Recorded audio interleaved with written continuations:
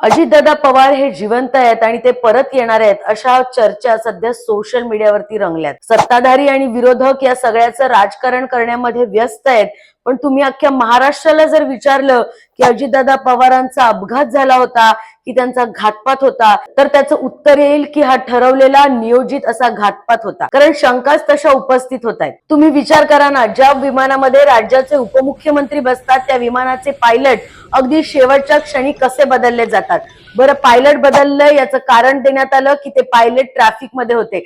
सकाळी 6 वाजता अशी कुठली ट्रॅफिक मुंबईमध्ये होती याचं उत्तर सरकारने देणं खूप गरजेचं आहे। दुसरी शंका म्हणजे विमानामध्ये 6 जण होते असं सांगण्यात आलं, पण मृतदेह फक्त 5च लोकांचे मिळाले। मग तो 6वा व्यक्ती कोण होता? बरं, संशयाची सुई काही इथेच थांबत नाही, तर संजय राऊतांसारखे मोठे नेते म्हणतात अजितदादा पवारांकडे कुठल्या तरी नेत्याच्या भ्रष्टाचाराच्या फाईल्स होत्या आणि त्यामुळे त्यांच्यासोबत हा घातपात करण्यात आला। अगदी बारकाईने विचार केला तर अजितदादा पवार हे पुन्हा एकदा शरद पवारांसोबत जवळीक साधत होते। ते घर वापसी करणार अशा चर्चा सुरू असताना इतका मोठा योगायोग कसा की अजित पवारांचं निधन झालं। ज्या विमानाची तांत्रिक तपासणी झाली होती त्याच्यामध्ये तांत्रिक बिघाड होऊन त्याचा स्फोट होतो, हे कारण एखाद्या इंजिनियरलाही न पटण्यासारखं आहे। इंस्टाग्रामवर अनेक लोक असं म्हणतात की अजित पवारांना सुरक्षित ठिकाणी हलवण्यात आलं, तर मग सरकार यावर गप्प काय? आणि ही जर अफवा असेल तर या अफवा करणाऱ्यांना अटकाव का करण्यात येत नाही? खरं तर महाराष्ट्राच्या मातीला घातपाताचा इतिहास काही नवीन नाहीये। यापूर्वीही विलासराव देशमुख, गोपीनाथ मुंडे, आर आबांसारखे नेते गमावलेत।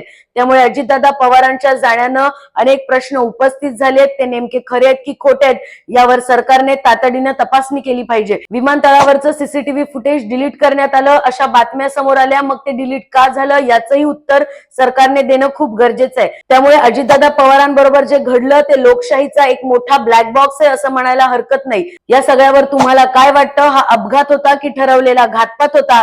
हे कमेंट करून नक्की कळवा आणि या सगळ्यावर सरकारला बोलतं करण्यासाठी हा व्हिडिओ जरा त्यांच्यापर्यंत पोहोचवा।